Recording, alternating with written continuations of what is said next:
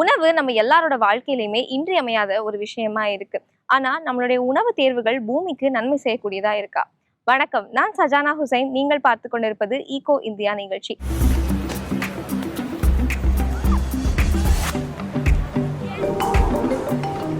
நம்மள பல பேரால தினசரி தோட்டங்களுக்கு போய் காய்கறி பழங்களை பறிச்சு சாப்பிடுறதோ இல்ல நேரடியா மீன்களை பிடிச்சு சமைச்சு சாப்பிடுறதோ முடியாத ஒரு விஷயமா இருக்கு. உணவுப் பொருட்கள் வயல்கள்ல இருந்து கடைகளுக்கும், கடைகள்ல இருந்து நம்ம வீட்டு ஃப்ரிட்ஜுகளுக்கும், ஃப்ரிட்ஜ்ல இருந்து நம்ம வீட்டு தட்டுகளுக்கு வர்றதுக்கும் ஒரு குறிப்பிட்ட கால நேரம் தேவைப்படுது.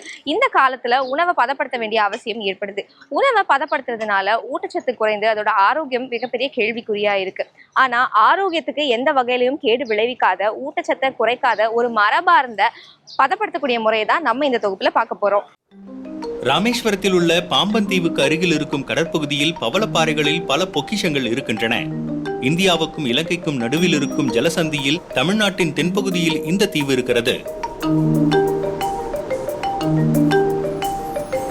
இந்த பவளப்பாறைகளில் தான் மீன்கள் அதிகமாக இனப்பெருக்கம் ஆகுது. இந்த இனப்பெருக்கம் ஆகுறதுனால தான் இங்கே மீன் வளம் இன்னும் அதிகமாக இருக்குது. அந்த அதிகமாக இருக்கிற மீன் வளத்துலனா இந்த பவளப்பாறையிலேருந்து கிடைக்கிறனால தான் இங்கே கிடைக்கிற மீன்கள் மற்ற எல்லா பகுதியோட ராமேஸ்வரம் மீன்கள் ரொம்ப ரொம்ப ருசியாக இருக்குது.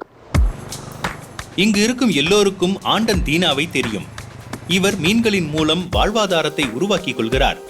இன்ஸ்டாகிராமில் தனது வேலையை பற்றி பேசுகிறார். இந்த கரைவலை மீன்பிடிப்பை காட்சிப்படுத்துகிறார். கரைவலை மீன்பிடி முறையில் பலர் ஒன்று சேர்ந்து மீன்களை கரைக்கு இழுத்து வருகிறார்கள்.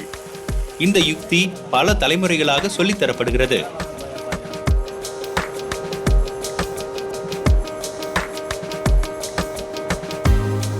நிறைய கருவாடுகளை வெயிலில் உலர்த்துறதை நம்ம பார்த்துருப்போம். அதுவும் வெளியே உலர்த்துறதை பார்த்துருப்போம். இது மணலுக்குள்ளேயே இந்த கருவாடை உலர்த்துறாங்க. இந்த உலர்த்துற முறை ஏறத்தாழ ஒரு 100 ஆண்டுகளுக்கு முன்பாகவே நம்ம தமிழுடைய பழக்கத்திலேருந்து கொஞ்சம் கொஞ்சமாக மறைஞ்சிருச்சு. ஸோ இப்போ ஒரு வித்தியாசமாக எல்லா மக்களுக்கும் கொண்டு போய் சேர்க்கணும் அப்படின்ற நோக்கத்தில் இப்போ நான் எடுத்து மக்களுக்கு கொண்டு போய் சேர்த்துக்கிட்டு இருக்கேன். சந்தையிலிருந்து இதற்காக ஆண்டன் தீனா புதிய மீன்களை வாங்குகிறார். மிகச்சிறந்த தரம் கொண்ட மீன்களே இதற்கு ஏற்றவை என்று இவர் சொல்கிறார். முதலில் மீனை கழுவி வெட்டுகிறார்கள். பிறகு மஞ்சள் தூள், உப்பு தூவி பனையோலைப்பாயில் சுற்றி இறுக்கமாக கட்டுகிறார்கள். பிறகு இது கடற்கரையில் மணலில் புதைத்து வைக்கப்படுகிறது, காய விடப்படுகிறது.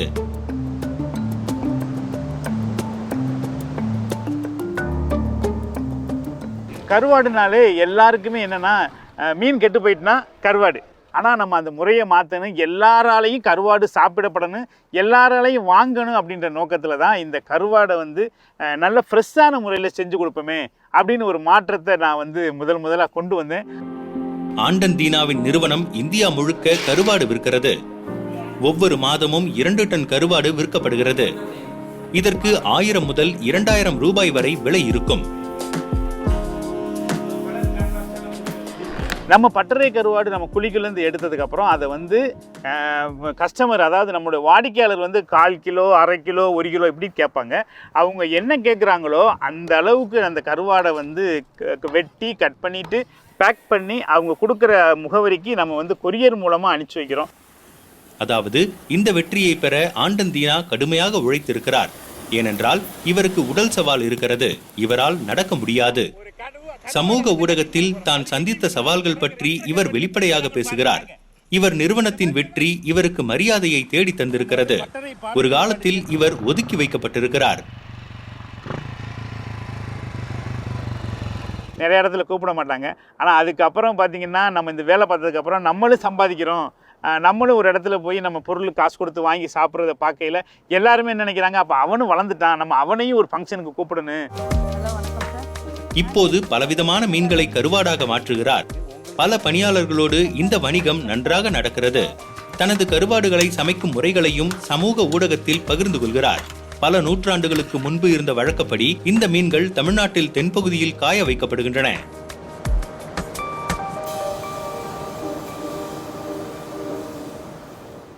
காலநிலை மாற்றத்தால அதிகம் பாதிக்கப்படக்கூடிய நாடுகள்ல இந்தியாவும் ஒண்ணு. காலநிலை மாற்றத்துக்கும் மனிதர்களின் பசிக்கும் நேரடி தொடர்பு இருக்கக்கூடியதா ஆய்வாளர்கள் சொல்றாங்க. குழந்தைகளுக்கு ஏற்படக்கூடிய ஊட்டச்சத்து குறைபாடு ஒரு மிகப்பெரிய பிரச்சனையா இருக்கு. இதனால இந்தியாவின் எதிர்காலமே கேள்விக்குறியாக இருக்கு. இந்த பிரச்சனைக்கு ஏதாவது ஒரு தீர்வு இருக்கா? இந்த தீர்வின் ஒரு பகுதியா குழந்தைகளே இருக்க முடியுமா? வாங்க தெரிஞ்சுக்கலாம். அசாமின் தோட்டங்களில் பணியாளர்கள் அறுவடையை கையோடு கொண்டு வருகிறார்கள். இந்தியாவின் வடகிழக்கில் இருக்கும் இந்த மாநிலம் தேயிலைக்கு பிரபலமானது. இந்தியாவின் தேயிலை உற்பத்தியில் பாதி அளவு இங்கிருந்துதான் வருகிறது. இந்த வேலை கடினமானது. இங்கு உள்ள தொழிலாளர்களுக்கு ஒரு நாளைக்கு 200 ரூபாய் மட்டும்தான் கிடைக்கிறது. ஜோர்ஹட் நகரத்துக்கு அருகில் இருக்கும் கேணிக்கர் பள்ளியில் இருக்கிறோம். இங்கு இருக்கும் பெரும்பாலான குழந்தைகள் தங்களது வயதுக்கு குறைவான எடையுடன் மிகவும் மெலிந்திருக்கிறார்கள். ஊட்டச்சத்து குறைபாடுடன் இருக்கிறார்கள். இவர்களது பெற்றோர்கள் அஸ்ஸாம் தேயிலை பணியில் இருக்கும் விளிம்பு நிலை பழங்குடியினர்.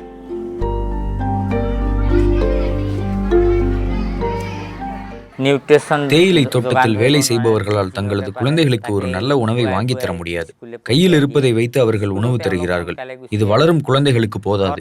கிட்டத்தட்ட காலி வயிற்றுடன் இவர்கள் பள்ளிக்கு வருகிறார்கள். மிகவும் விரைவாக காலையிலேயே வந்து விடுகிறார்கள். பள்ளியில் தரப்படும் இரவு உணவுதான் அந்த குழந்தைகள் சாப்பிடும் ஒரே முழுமையான உணவு. இன்று சோறு, பருப்பு, முட்டை, நிறைய காய்கறிகள் ஆகியவற்றை சாப்பிடுகிறார்கள்.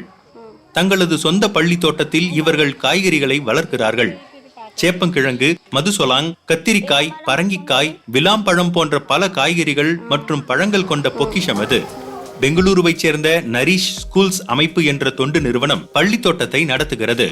இந்த அமைப்பு கடந்த 10 ஆண்டுகளாக பல மாநிலங்களில் இருக்கும் பள்ளிகளில் வேலை செய்து வருகிறது.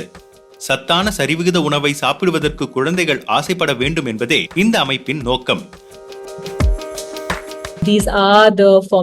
இது வளர்ந்து வரும் பருவம். இந்த காலத்தில் உருவாகும் பழக்கம் வாழ்நாள் முழுவதும் தொடரும். இது வாழ்வின் ஒரு முக்கியமான கட்டம். 10 முதல் 19 வயது வரையிலான பதின்பருவம் உடல் ரீதியாகவும் உணர்வு ரீதியாகவும் வளரும் பருவம். ஆகவே இந்த காலகட்டத்தில் இருக்கும் மிக சிறிய மாற்றம் கூட எதிர்காலத்தில் பெரிய வேறுபாட்டை ஏற்படுத்தும்.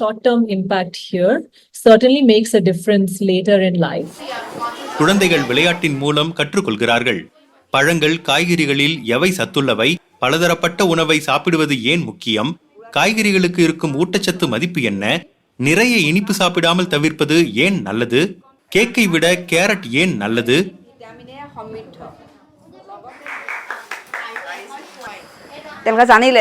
உதாரணமாக, நாங்கள் குழந்தைகளிடம் நெல்லிக்காயை காட்டி இது என்ன என்று கேட்போம். அதன் ஊட்டச்சத்து பற்றி விவாதிப்போம். இதன் மூலம் வெவ்வேறு காய்கறி, பழங்களின் மதிப்பு அவர்களுக்கு தெரிகிறது. இவற்றை சாப்பிடுவது ஏன் முக்கியம் என்று அவர்களுக்கு புரிகிறது. கற்றுக்கொண்ட விஷயங்களை அன்றாட வாழ்வில் பயன்படுத்தவும் வாய்ப்பு கிடைக்கிறது. இந்தியாவில் 1,40,00,000 குழந்தைகளுக்கு ஊட்டச்சத்து குறைபாடு இருப்பதாக அரசாங்கம் கணக்கிடுகிறது. அதாவது அவர்களது உயரத்திற்கு குறைவான எடை இருக்கிறது. அவர்களது நோய் எதிர்ப்பு சக்தி குறைவாக இருக்கிறது. எளிதில் நோய்வாய்ப்படுகிறார்கள். அஸ்ஸாமில் மட்டும் 36% குழந்தைகள் ஊட்டச்சத்து குறைபாடுடன் இருக்கிறார்கள். 3/2 பங்கு குழந்தைகளுக்கு இரத்த சோகை இருக்கிறது. அதாவது இரத்தத்திலிருந்து முக்கிய உறுப்புகளுக்கு குறைவான ஆக்சிஜன் தான் கிடைக்கிறது. அது மட்டுமில்லாமல் மனிதர்களால் உருவாக்கப்பட்ட காலநிலை மாற்றத்தால் அஸ்ஸாம் மாநிலம் அதிகமாக பாதிக்கப்பட்டிருக்கிறது. விவசாயத்தை நம்பியிருக்கும் ஒரு மாநிலத்துக்கு இது ஒரு பெரிய பிரச்சனை. வெள்ளமும் மண்ணரிப்பும் மக்களின் வாழ்வை கடினமாக்குகின்றன. அறுவடை சுழற்சிகள் முழுமையாக மாறிவிட்டன. காலநிலை மாற்றத்தால் மிக மோசமாக பாதிக்கப்பட்டிருக்கும் 25 மாவட்டங்களில் 15 மாவட்டங்கள் அஸ்ஸாமில் இருக்கின்றன. நாங்கள் விளைவித்த பல அரிசி ரகங்கள் பருவநிலையை நம்பி இருந்தன. இப்போ காற்றுல ஈரப்பதம் அதிகமாகிவிட்டது. வெப்பநிலையும் அதிகரித்து விட்டது. குளிர்காலத்திலும் இதுவே தான் நிலைமை. முன்பு நீண்ட காலம் குளிர் இருக்கும், இப்போது அது குறைந்து விட்டது. நாங்க வளர்த்து வந்த அரிசி ரகம், காய்கறி ரகங்கள் ஆகியவை மறைந்தே விட்டன. உணவு பழக்க வழக்கமும் மாறிவிட்டது. இது காலநிலையால ஏற்பட்ட மிகப்பெரிய தாக்கம். தீப் ஜோதி ஃபார்ம் டு ஃபுட் அமைப்பின் துணை நிறுவனர். 15 ஆண்டுகளாக இந்த அமைப்பு வேலை செய்கிறது. இந்தியாவின் வடகிழக்கு மாநிலங்களில் உள்ள மக்களிடையே நீடித்த வளர்ச்சி கொண்ட விவசாயத்தை ஊக்குவித்து வருகிறது. பழங்கால காய்கறி ரகங்கள் காலநிலை மாற்றத்தை எதிர்த்து நிற்கக்கூடியவை. ஆனால் இவற்றுக்கு சந்தையில் நிறைய தேவை இல்லை. ஏனென்றால் பல மக்களுக்கு இவற்றை பற்றி தெரிவதில்லை.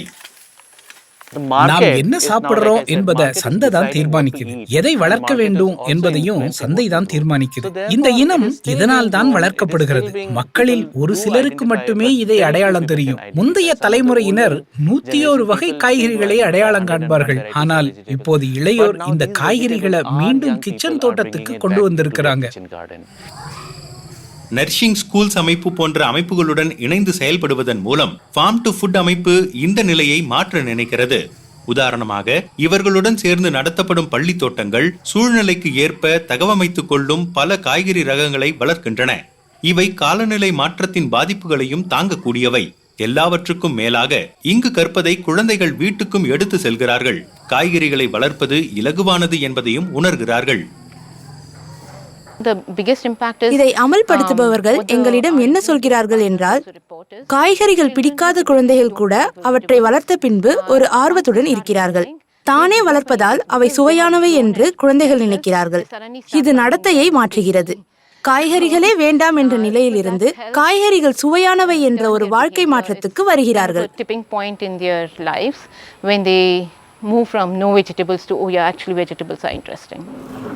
இந்த திட்டத்தின் ஒரு அங்கமாக குழந்தைகள் பரிசோதிக்கப்படுகிறார்கள். உயரமும் எடையும் கணக்கிடப்பட்டு அவர்களின் நோய் எதிர்ப்பு சக்தி பரிசோதிக்கப்படுகிறது. குழந்தைகளின் உடல்நலனை கண்காணிக்க இரத்த பரிசோதனையும் நடத்தப்படுகிறது. இந்த அமைப்பின் வேலை தொடங்கிய பின்னர் இந்த பகுதியில் ஊட்டச்சத்து குறைபாடுள்ள குழந்தைகளின் எண்ணிக்கை 14% குறைந்திருக்கிறது.